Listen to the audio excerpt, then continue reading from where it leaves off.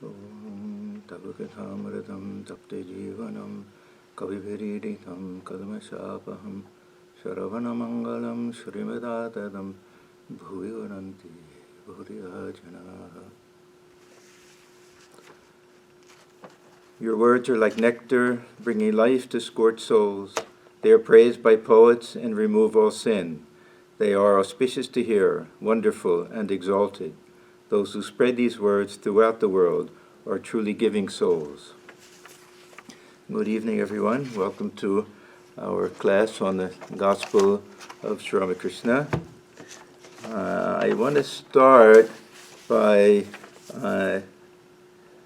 just reviewing a little bit and retelling a little bit, and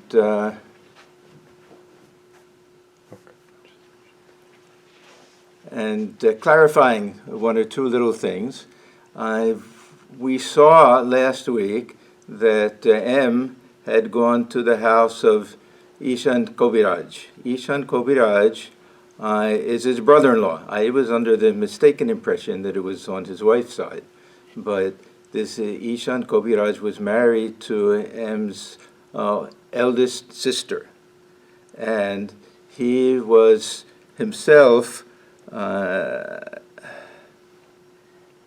related somehow to Keshav Sen.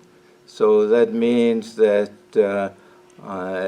M's wife and whole family, they were related also, as well as being members, and M, of course, was also a member.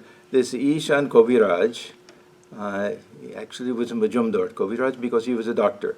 He was a doctor who practiced this Ayurveda or Kaviraji medicine. He actually treated Sri Ramakrishna on different occasions and was greatly devoted to Sri Ramakrishna, and Thakur had even gone to his house on at least one occasion. So there was this very close connection. So this is why when we read, as soon as Sri Ramakrishna hears from M that he's staying in Baranagur, because Thakur had asked him, "Where are you staying?" He said, "At Baranagur, at my older sister's, Ishan Kaviraj's house." So Sri Ramakrishna said, "Oh, at Ishan's. Well, how is Keshav now?" He was very ill. So immediately, it's not just some divine insight. Thakur knew the family, and he knew the connection, the family connection. He knew the spiritual connection with Keshav and all of that. M is very careful not to say very much about his relatives, who they are, anything like that, because he doesn't want to draw attention to himself. This is one example. We have two other interesting examples. Kishori was M's younger brother, and no matter how many times Kishori's name comes up or he visits Ramakrishna, M will never mention that it's his brother. He'll simply say a devotee came. And the same with Dviju. Dviju was also M's wife's brother, so he was from that same family, and also his name comes up many times. He was very devoted to Sri Ramakrishna. The other very interesting thing is that M perhaps didn't remember at the time, but this wasn't his first visit to the Dakshineswar temple garden and the Kali temple. When he was 4 years old, and this is also interesting because the temple itself was 4 years old. When he was 4 years old, his mother took him to the Kali temple, and they mentioned that the temple had been inaugurated 4 years earlier, and M was 4 years old, 4 or 5. So Sri Ramakrishna was certainly there at that time. And the incident that took place, which M remembered, maybe he had to be reminded, but just as a small boy, they were at the Nat Mandir, this big open portico in front of the Kali temple. They used to have songs and concerts and things there. Somehow he got separated from his mother. And a small boy separated from his mother, weeping bitterly, crying for his mother, and the very kind, gentle-looking Brahmin priest came and consoled him and put his hand on his head and made sure that he found his mother and everything. And later, when M thought back on this, he thought that this had to be Sri Ramakrishna. So this connection between M and Sri Ramakrishna, if indeed that's so, goes way back to when he was just a very, very small boy. Now, we saw last time that Sri Ramakrishna, he is a little bit harsh with M, which is our way of understanding that he considered M to be his very own. That Sri Ramakrishna, if people came and just casual visitors, he could be very polite and give them nice instructions, but we won't find him scolding them or chastising them or anything like that. In M's case, it's as if they had known each other for years. So we find in the beginning that, first of all, he gets a big scolding for being married. Now, M is shocked. What's wrong with that? And then for having children. So little by little, one thing after another, he starts to tell Sri Ramakrishna that why you should at least tell people that image worship is wrong. Don't worship clay images. Then he gets a good scolding for that. Who are you to say this? What do you know? So on and on until M finally says, this is the last time I said anything. He said, this is the last argument I ever had with the master. So now we find that really the beginning of the teachings, of course there are many teachings before that, but very specific things based on the questions that M will ask. This is what we're starting with today. If you're following along in the book, this is page 81 in Swami Atmajnanananda's English translation. So the first question, M humbly. So he says that my ego was completely crushed. So now very humbly, because he realizes he's in the presence of a very great soul. How, sir, may we fix our minds on God? This is the first of 4 questions that he'll ask. These are very brilliant questions. We can judge the spiritual caliber of somebody by the type of question that they ask. And this question, not exactly the way M is asking it, but this is the most common question. Generally, we'll find that devotees will come, and a very simple 2-word sentence. Let's say, upaiki, what is the way? It comes over and over again in the Gospel, upaiki, what is the way? They don't even say to God realization, it's understood. There's no other question. What is the way to realize God? So I'm saying, how, sir, may we fix our minds on God? Now, generally, there'll be a list. Sri Ramakrishna will generally not say one thing. He'll give a list of things. Sometimes the order is important, sometimes it's not important. Sometimes it's almost as if, try this, if you can't do this, do the next. If you can't do that, do the next. This we find in chapter 12 of the Gita. The same question that Sri Krishna says to Arjuna, fix your mind on me, fix your intellect on me. And then he gives different ways of doing it. If you can't do it this way, then do it that way, do it that way, do it that way. Then finally, surrender everything to me, which turns out to be the highest. But anyhow, the answer that we get here starts out with, repeat God's name and sing his glories, and keep holy company, and now and then visit God's devotees and holy men, holy women. The Bengali language, and of course the English translations in those days were not very gender neutral, we can say. We understand that these things apply equally to everyone. Now, the first thing, repeat God's name and sing his glories. I would say, and I haven't done any type of scientific survey with any of this, but most of the time the first thing will be holy company. Very often holy company will be number 1, and number 2 will be solitude. Here, he's saying, repeat God's name and sing his glories. Why is this first? This, of course, is guesswork on our part.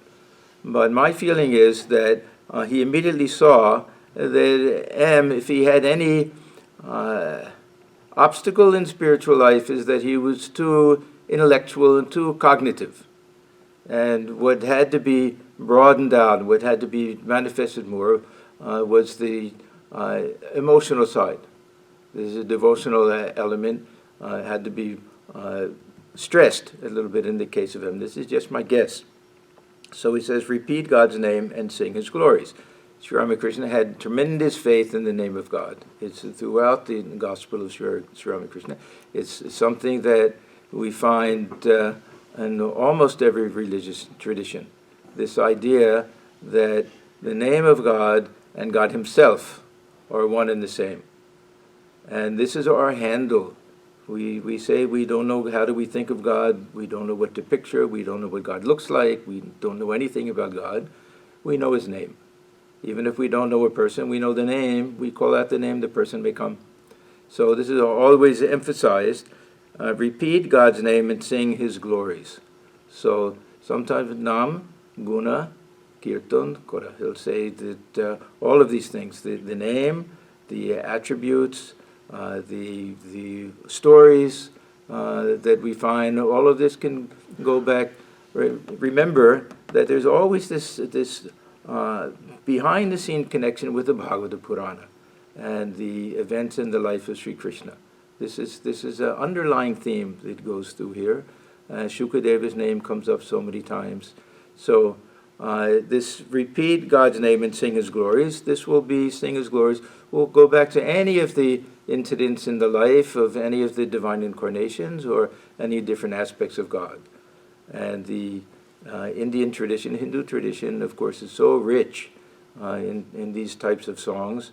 Sri Ramakrishna was especially fond of those songs to the Divine Mother. So this is number one.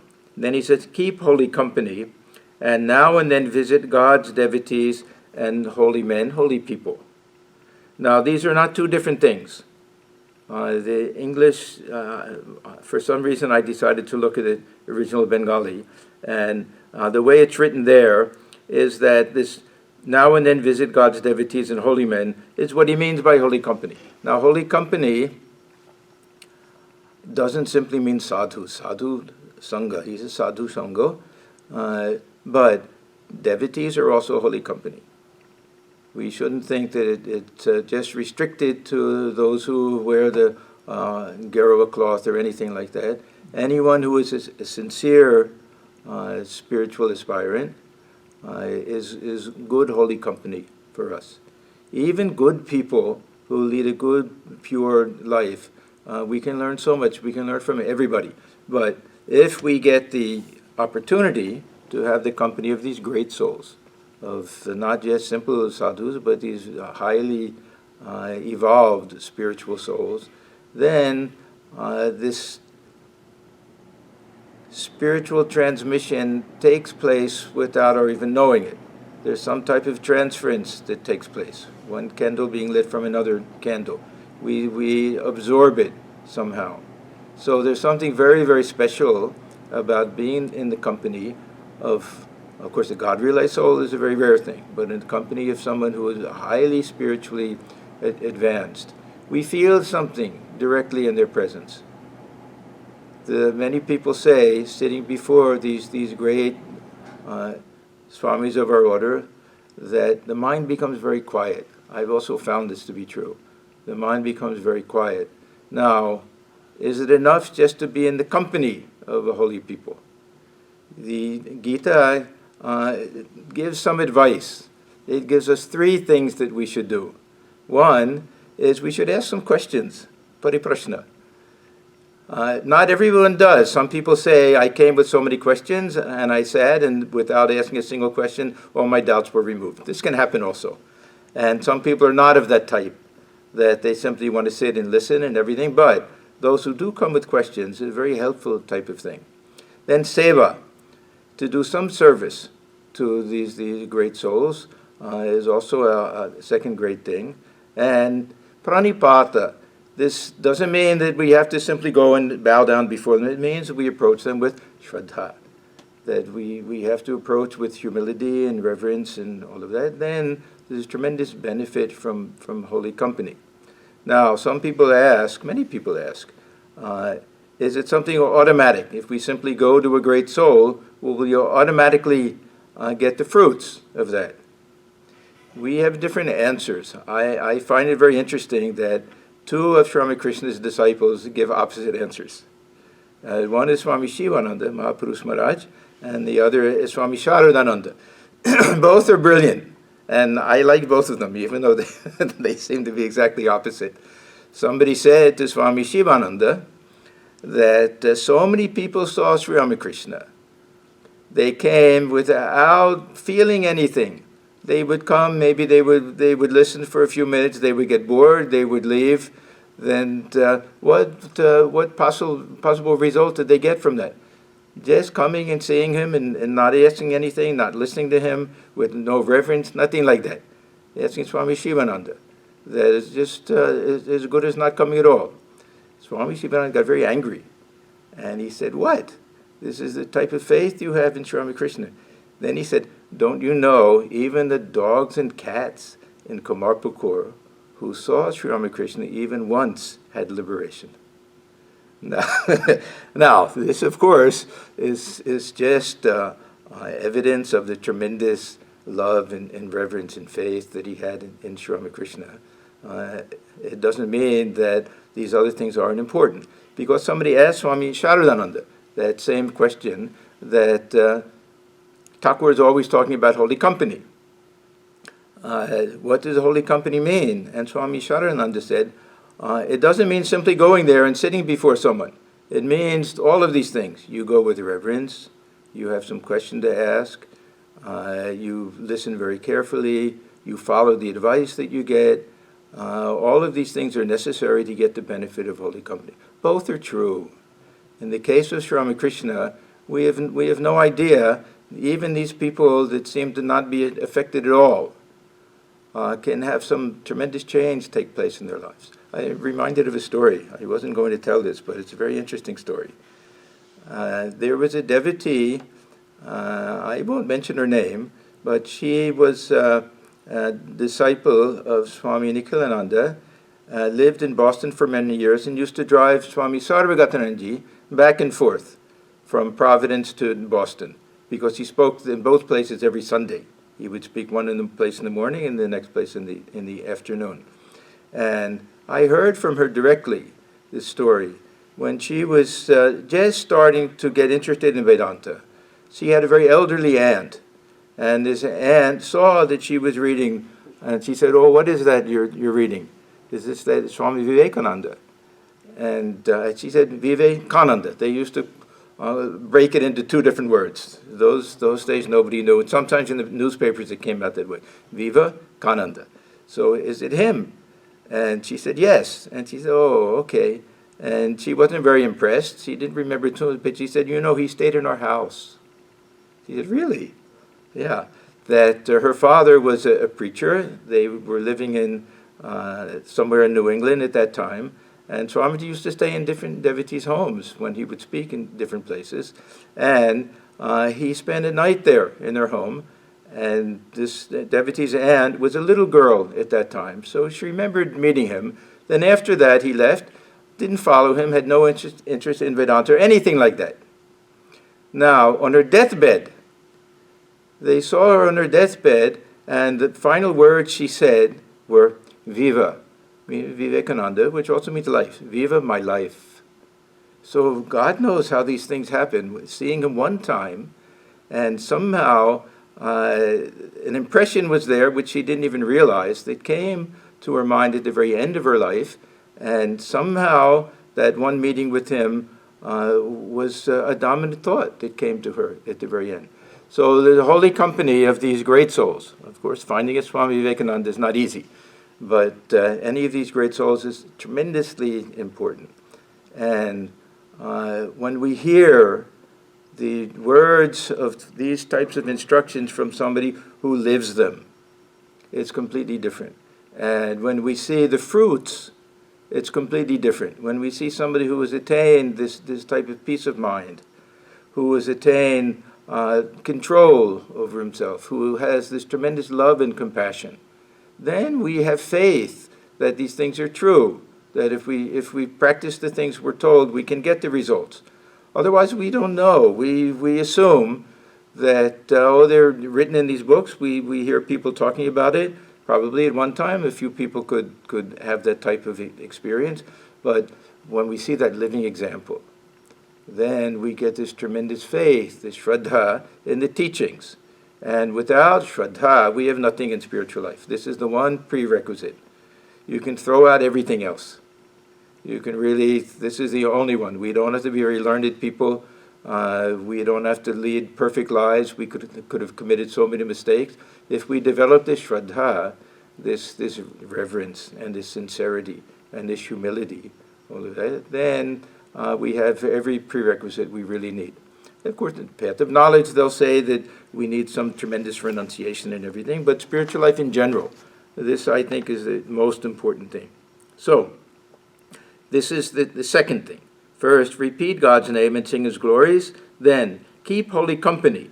That means now and then visit God's devotees and holy men, holy women.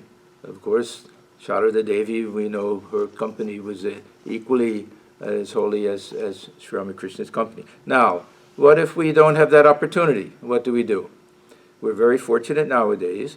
We can, just with a single click, we can see these YouTube videos of all the different swamis and devotees and others giving beautiful lectures.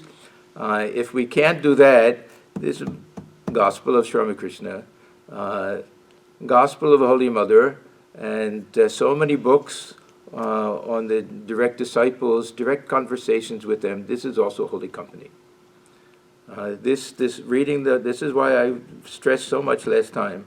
There's a daily reading of this gospel. It's so important. There's a book. There's no the end of this book. We can read it over and over again. This reminds me of another story. And I'm very bad at remembering details. I don't remember where I read it, who the people involved were, but I remember the point of it. It's a very beautiful story. One of our sadhus was doing some prison relief work, working with prisoners, and I don't know, maybe in Malda, one of our swamis did a lot of work there, I don't remember. There was one woman, prisoner, who was very unruly. No one could get her to speak nicely to anybody. She was a big problem for everyone. So the Swami thought, let me see if I can get her to read this Gospel of Sri Ramakrishna. This is Bengali, so Kotamrito. So he gave her a copy and said, just if you feel like it, read a few pages of it. So the next day he came back, and she said, yes, I've been reading it. Then he came back a little bit later. Are you finished with it yet? He said, because they wanted to give it to somebody else. And she looked at him and she said, is this the kind of book that one can ever be finished with? Very beautiful statement. The Swami was very much impressed, and I think he found a copy for her to keep permanently. This is a book, one is never finished with this book. This can be read over and over and over again. Okay, so he says, repeat God's name and sing His glories, and keep holy company. And now and then visit God's devotees and holy men. The mind cannot dwell on God if it is immersed day and night in worldliness, in worldly duties and responsibilities. It is most necessary to go into solitude now and then and think of God. Nirjon Bash. This is usually the second. Here is the third. Now, why does Ramakrishna stress this so much? I have my own theory. One, of course, is exactly what he says. We need to change our environment. That especially those in the family situation with husband and wife and children and responsibilities and duties right and left, very hard to find time and very hard to free the mind. If we can leave that environment, go to some place, and sometimes she would say, go for a few months, go for a few weeks, go for a few days, even one day. However much time we can give, it'll be helpful. That we don't have to bother about anything else. That we can very sincerely do our spiritual practice, do some spiritual reading, some bhajans, do our japa, our meditation and everything. Very, very helpful.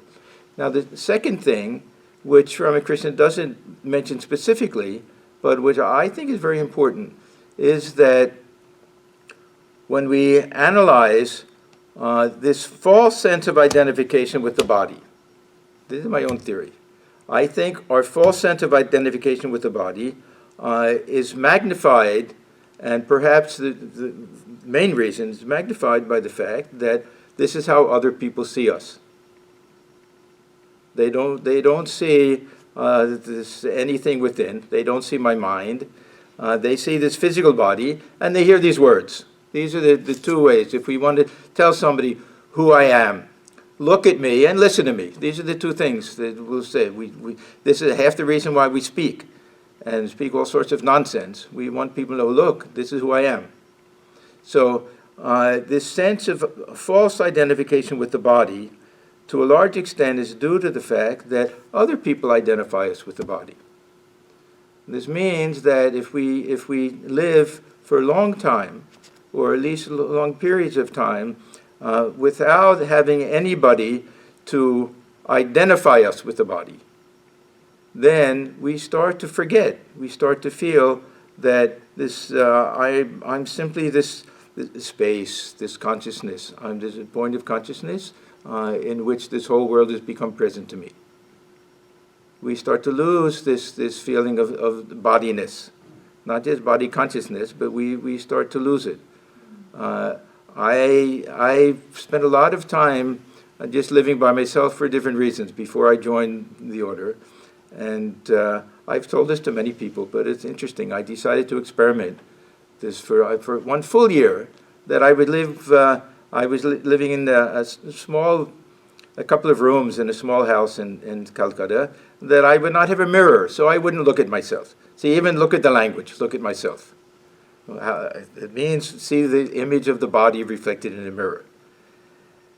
And I didn't mix with people very much, so most of the time I almost would forget. I would go out sometimes, and am I wearing fresh clothes? Do I need a shave, haircut, any of that? Would almost forget that we live in solitude. We start to understand ourselves, as pure consciousness. So some radical change takes place. The minute we go into the presence of somebody else, body consciousness comes. There's these existentialist philosophers talk about the gaze of the other, how it turns us into a material. That when we're not in the gaze of the other, that not objectified by anyone else, then we can feel ourselves as pure consciousness. So this is just another added benefit, aside from the time and the sincerity and everything involved, that we really get to analyze, who am I? What is the real nature of the self? I'm that in which this world appears. And the physical body is almost the window through which I'm looking at the world, and not much more. That can be our experience that way. So he says it is most necessary to go into solitude now and then and think of God. To fix the mind on God is very difficult in the beginning unless one practices meditation in solitude. Now, group meditation is fine, but there's always this kind of feeling that someone else may be watching. Am I sitting up straight? Am I impressing anybody? Look how long I sat. Well, these funny ideas can come into the mind. So in solitude, we're only doing it for ourselves and for God. There's no chance that these other things will creep in, unless we're anxious to run back and say, oh, I spent a week in solitude. Of course, that defeats the whole purpose of it. So to fix the mind on God is very difficult in the beginning, unless one practices meditation in solitude. Now, how many of us have a second home or another place to go to? Solitude can be even in our own room. We can find a little corner someplace. So we'll talk about that also. When a tree is young, it should be fenced all around. Otherwise, it may be destroyed by cattle. Now, this is another teaching that Sri Ramakrishna uses in many different contexts. He uses it with regard to the company that we keep, the things that we do, even the books that we read, everything like that, that the mind of a devotee in the beginning of spiritual life is very easily influenced by outside circumstances and environment. So it's very important to protect ourselves, because when we're in the company of people who, they may not be bad people, but they're on a different wavelength, there's every chance that our mind will get on their wavelength. Better chance that we'll be affected by them than they'll be affected by us. We may think that, well, these people are very worldly people, but they're friends. If I spend more time with them, maybe they'll get interested in spiritual life. A better chance we'll get interested in worldly life. This is the unright mind he's talking about.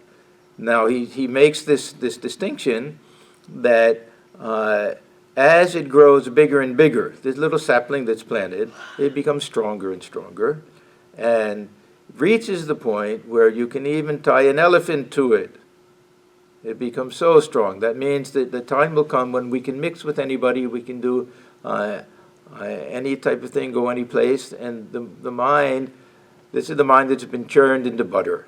It can float on the water and it won't be affected. The unright mind, it's like pouring the milk into water. It gets mixed up with it.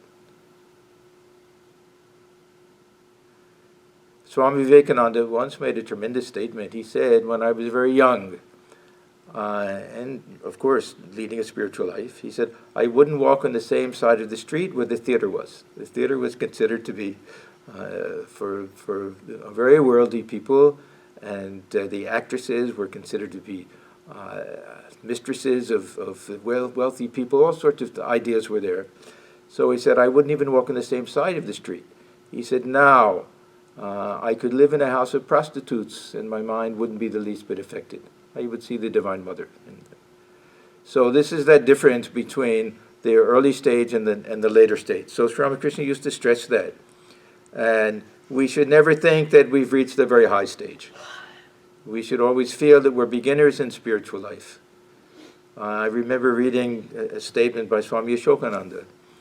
And he said, don't think when we say beginners in spiritual life that that's a small thing. We can reach a very high state of spirituality and still be virtual beginners in spiritual life until we have some type of direct experience, until we've reached that stage of anuraga. Then we're really still in that beginning stage of life. So better to continue to protect ourselves and not start tying elephants to ourselves as if we're big trees already. Now, to meditate. Where do we go to meditate? He says, you should withdraw within yourself or retire to a secluded corner or to the forest. This is Bone, Kone, Bone. Sri Ramakrishna, he loved this little play on words. Bone, Kone, Bone. So either in your mind, actually it works better if we do it the opposite way. We go into the forest. That means we find a secluded place. We find something with a beautiful scenery. This also is elevating to the mind. Or if we can't do that, we go in the corner of the house. We find some quiet place there. The last one is the tricky one, because all meditation takes place in the mind. What he's saying is that even if we're in the midst of 1,000 people, if we go deep within the mind, then we're alone. But very few people can do that. But everything is within the mind. Whether we're in the forest, we're in the corner of a room, we're in the shrine, we're in the temple, where do we meditate? We meditate in the mind. That means we fix the mind within the heart center. We try to forget that anyone else around us. We try to forget our own body, even. So, to meditate, you should withdraw within yourself or retire to a secluded corner or to the forest. And you should always discriminate between the real and the unreal. Now, look what Thakur is doing. One by one, he's going through the different yogas. He's starting out, repeats God's names, repeating God's names and singing His glories, a bhakti yoga. And then there's keeping holy company and all of that. This is all part of the fixing the mind on God. We're getting into some Raja Yoga. And now, Jnana Yoga. This is called the Vichara Marga, the path of reasoning. Sometimes we say discrimination. It has a very negative connotation. Some people avoid it. But this Viveka or Vichara, this type of reasoning where we discriminate or distinguish between real and unreal. So Sri Ramakrishna uses that language, Sat, Asat, Vichara. This, he says, always discriminate between the real and the unreal. God alone is real, the eternal substance. All else is unreal, that is impermanent. By discriminating thus, one should shake off impermanent objects from the mind. Now, We have different ways of doing this. This, of course, is the most important aspect of jnana yoga, where we try to separate the seer from the seen. This is one way of looking at this sat asat vichara, where we discriminate between the seer and the seen. So anything that can be an object for our consciousness is not consciousness. If I can be the witness of something, I am not that. So this is a very obvious thing. I see the table, I'm not the table. This is a very obvious thing. I see this body, I'm not this body. It becomes very subtle when we start to think, well, am I this ego sense? Who am I? Who is the subject?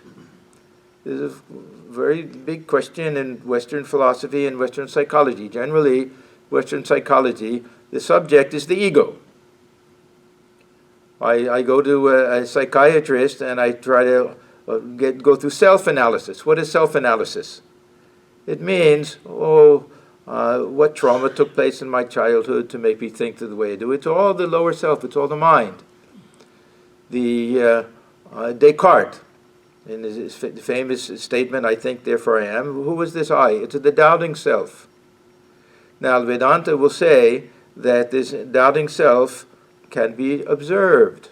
Therefore I am not that. The ego can be observed. I can analyze, I can watch, I can see. When this sense of I comes up that says that I'm a good person, I'm a bad person, I'm very intelligent, I'm an old person, I'm male, I'm female, I'm from this country, I speak this language, all of that, I can be the observer of that. I'm watching that. This is just an idea. There's no substance to it. There's no reality to it.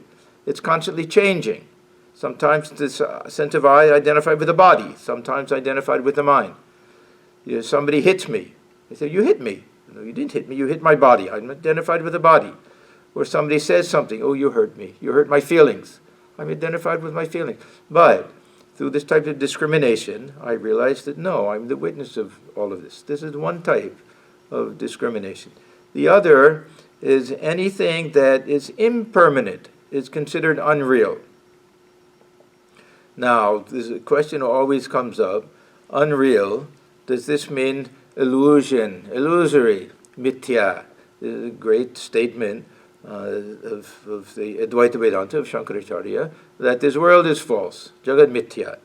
And we always wonder, how literally should we take this? Now, Sri Ramakrishna, he paid respect to every spiritual tradition and every philosophical position also. So he would very often talk in those terms, but he would generally say to the jnani. The jnani will think this world is unreal like a dream. At the same time, he'll say, I don't like to look upon this world as unreal like a dream. He doesn't say that that's a false doctrine. He says it doesn't appeal to me. I'd prefer to look at this world as manifestation of the divine.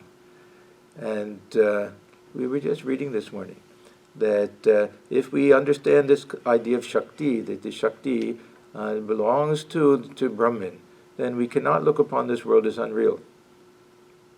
The Shakti, Thakur says, it's like the bamboo structure that's used when we make the image of Durga. Unless you have that, you can't put the clay around it and then add the color and the hair and all of that. That foundation has to be there. That makes the whole thing real. So he doesn't like this idea that this world is just an illusion, that there's nothing there.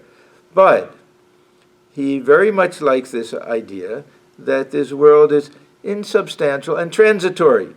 So generally he'll say anitya. Anitya is the term that he prefers. When we say Brahma Satyam, then he'll say this is Jagat anitya, unless he's quoting the Advaitins. So we can easily understand that everything is fleeting. And we don't have to say, well, okay, look at this table and this chair. Look at these mountains. They'll last longer than we will. Virtually permanent. It doesn't mean that.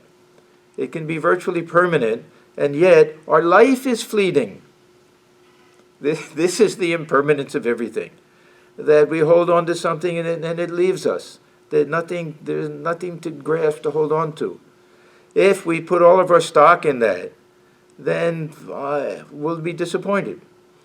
If someone's looking for a very beautiful husband or wife, then they should know one day you'll turn around and see his face is full of wrinkles, hair has turned gray, maybe falling out, that it's not going to last. So Sri Ramakrishna uses another term. We have these terms, vastu and avastu in Bengali, that can mean that something has no substance to it. Now, even in English, this word insubstantial has two meanings. In Bengali, they'll say apadartha. Padartha is some real thing. Apadartha can mean something that is just an appearance. It has nothing real to it. Or it can mean something worthless. I didn't realize this. Somebody told me this, apadartha. It's a good way to insult somebody. He's a worthless fellow, insubstantial. What does it mean for a person to be insubstantial? It means that they have no backbone, that they have no ethics, that they have no determination to do anything, that they're wishy-washy, or all of these different things. So this world is avastu in that sense that there's no substance to it. There's nothing that can fully satisfy us. There's nothing that can fill that hole, that we're searching for something and we won't find it in the world. If we're searching for something to hold on to, something real, something permanent, something joyful, something that has no ups and downs to it, this is not the nature of the world. So this is another way of understanding vastu and avastu, that it's only that divine presence within, the real self within, that is vastu, is something real. Everything else is insubstantial in that other sense. Insubstantial also, I mean, it's something fleeting, but in the sense that it can't really satisfy us. Now, there's another sense that Sri Ramakrishna uses this, and this will be something we find in the Kathopanishad, this idea of preyas and shreyas, that we have to discriminate between what will give us some temporary enjoyment and pleasure, something that is a nice diversion for us, that we can get some temporary enjoyment out of, as opposed to something which maybe it involves some sacrifice, some self-denial, maybe it involves self-control, but in the long run will lead to some very higher type of realization, shreyas. When we read the Kathopanishad, it's a very beautiful story that we find Yama telling Nachiketa, look, your whole life you'll be faced with these two options. Whenever you have any choice to do something, one will be easy, one will give some quick gratification, one will be the one that you're gravitating towards. The other will be the one that will be for the greater good, for yourself, for others. This will be the higher one. We're constantly faced with that. We have to discriminate so that we can see which one are we doing just out of some sense of enjoyment or even selfishness, and which are we doing out of selflessness, which are we doing which will lead to the greater good. This is also a type of vichara, which is probably more important than any of the others.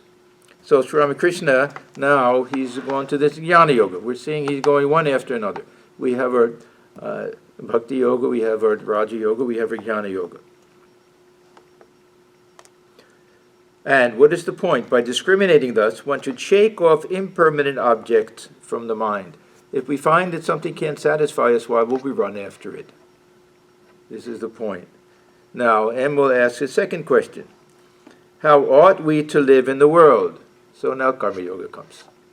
How should we live in the world? He wants to know how to live in the world in such a way that we can realize God, in such a way that we won't get more and more bound in the world, in such a way that will be of benefit to others. It's a very, very open question, but again, very, very important. These are so important, these 4 questions we get in this first chapter, and in M's second visit. Master.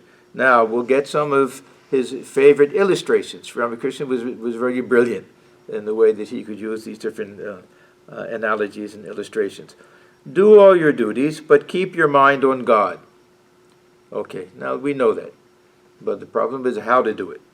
Live with all, with wife and children, father and mother, and serve them.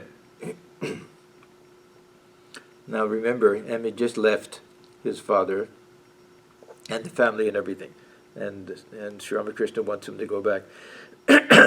Treat them as if they were very dear to you. Now, of course, they're dear to us. Family members are always dear to us. But this is a relative thing. He wants us to realize that God alone is the nearest and dearest. Treat them as if they were very dear to you, but know in your heart of hearts that they do not belong to you. In what sense don't they belong to us? He'll give this illustration. A maidservant in the house of a rich man performs all the household duties, but her thoughts are fixed on her own home in her native village. She brings up her master's children as if they were her own. She even speaks of them as my Rama or my Hari, but in her own mind she knows very well that they do not belong to her at all. This is a very nice illustration because nowadays also we can see that sometimes in the morning if you go to a park or something, you'll see all these women there with their strollers and babies there or little children in the playground. And you may notice that most of the kids are white-skinned children from wealthy families, and most of the what looks like mothers are Asian. They may even be Indian, they may be Latino and everything, but generally they're people who have to do this for a living. And immediately we'll notice, no, this isn't really the biological mother. Now, they know it also, but when they sit in chat, they become identified. And they really feel that, did you see what my Hari did, what my Ram did? Like, they'll talk like that. And they'll talk about, the beautiful new furniture we got in the house, as if it's their own. Now, how do we not feel that with ourselves? Well, with children, we have to recognize that, okay, the husband and the wife, they're responsible for the physical body. Actually, the mother has the greatest attachment to the child because the child grows within the mother and is part of the mother and is really grown out of a cell of the mother. So that attachment is very, very natural. But at the same time, she's giving birth to a person. It's not just that physical body. And we have to recognize that this is an independent individual who will grow up, have his or her own life, and that not a possession. Now, what about our other possession, a house? Do we own a house? Half the time the bank owns the house. But even if we own it, what does that mean? We have a deed to it. We've signed a piece of paper. How long will we have it? Did we always have it? Did it belong to somebody else before us? I always remember a story that Swami Atmajnanananda from our Boston Providence Center used to tell about a man who was sitting on a train in India. It was a local train. He had a long journey, but most people, they got on one stop, they got off the next. And the conductor had to keep coming back because they were all short stops. So he noticed that across the way, someone was sitting there. The conductor came up to him and wanted to know, is this your seat? He said, is this your seat? He said, yes, this is my seat. And he showed his ticket. And it corresponded. That was the seat number, and he was sitting there. And then he left. That man got off. Another man came, and he said to him, is this your seat? Yeah, this is my seat. It happened over and over again. Now, how can it be the one seat that said, this is my seat? How long did he have it? Maybe half an hour, as long as it took to go from one station to the next station. How long do we own anything? It's a very short period of time. Ma gridha kashyaswed dhanam. We find this line from the first verse of the Isha Upanishad that is interpreted in two different ways. One is don't covet anybody's wealth. The other is don't covet anything because what belongs to anybody? Who can claim this dhana, this wealth, is mine? Nothing belongs to us. We utilize things for a short period of time. We don't come into the world with them. We don't take them when we leave this world. So what really belongs to us? If we discriminate like that, then we can cut this attachment to things. That either these things won't last, or that someone else will take them over, or we ourselves won't last. So this is, if we can take this attitude that, what is the maidservant? This is her job, that she's looking after her children, as if they're her own children. She's cleaning the house as if it's her own house. The second part of this is that she has her own house and her own children in the village that she knows really belong to her. What is this village? This is God. That means that our real abode is within the divine. Our real abode is in our higher nature, the God dwelling within. This is really where we live, because whenever we say that we own something or possess something, it goes back to the self-identification with the body. I can't own a house if I don't feel that I own this body. Do I even own this body? Do I own this body? I live within this body. It was a completely different looking when I first got into it. It was a tiny little thing. And when I leave it, it's not going to look very good either. It's going to get all shriveled up. Within a few minutes, it's going to start getting cold. It's going to start smelling bad. It's going to start decaying. So this is just a temporary abode for me. Do I really own it? I get to use it a little bit, but is it really mine? I'll tell another story. Those who have been coming to the gospel class year after year, I've heard these stories so many times, I apologize to them. But this is another beautiful story, incident in the life of Swami Atmajnanananda Maharaj. He was one of the presidents of our order, a very, very wonderful soul.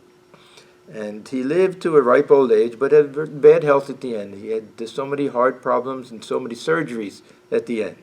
And when he was probably 95 or 96, something like that, in the hospital, the doctors approached some of the trustees who were there looking after him and everything, and they said, look, we can perform another surgery on him. At his age, the recovery won't be very easy. It'll be putting him through a lot of difficulty and a lot of pain. It may prolong his life another 6 months or a year, but at his age, how long will he live? He's already close to 97, something like that. So the trustees, they thought among themselves, and they also knew that so many of his disciples would be so distraught at his passing away that they really didn't know what to do, so they decided to ask him. So they went to Swami Atmajnananda. He said, this is the situation.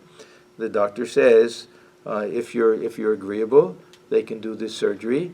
It will, if successful, it will prolong your life, but they don't want to do it without your permission, because at your age, to make you go through this, the recovery period, nobody wants to see you have to go through all of that. So he said to them, look, when I joined this order, I offered everything that I have to Sri Ramakrishna, to the order. I was a sannyasi. I renounced everything. So I don't consider that this body belongs to me. I consider that this body belongs to the Sangha, to the organization, to Sri Ramakrishna. Therefore, you all decide. Whatever you decide to do is fine, because I don't consider this mine.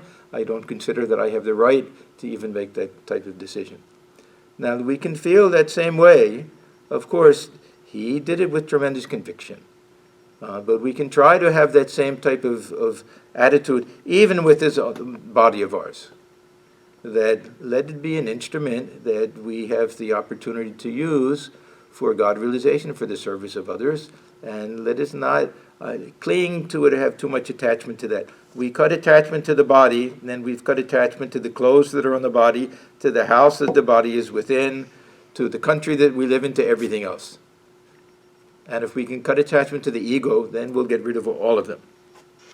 Now, he'll give some other illustrations. I'll read one more and then we'll stop. It's almost time to end. The tortoise moves about in the water, but can you guess where her thoughts are? There on the bank where the eggs are lying. Do all your duties in the world, but keep your mind on God. So this is what I was saying. This is the second half. That we try not to be attached to the transitory things of the world. But we also try to remember that our real home is in the divine. And how do we live in the divine? The mind that dwells in God, this is living in God. Nivasishyadi mayeva, chapter 12 of the Gita, that if you can keep your mind fixed on me, if you can remember me at all times, then you'll live in me. You won't live in a country, you won't live in a house, you won't live anywhere. Wherever the mind is, that's where we are. The mind is fixed on God, we're living in God. So this is Ramakrishna's instruction here.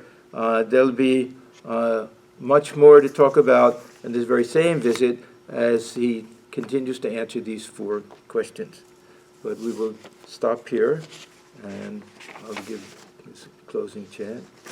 Om Niranjanam Nityamanantarupam Bhaktanukam Bhaturavikraham Ishabhataram Parameshamidhyam Tam Ramakrishnam Shirasa Namah.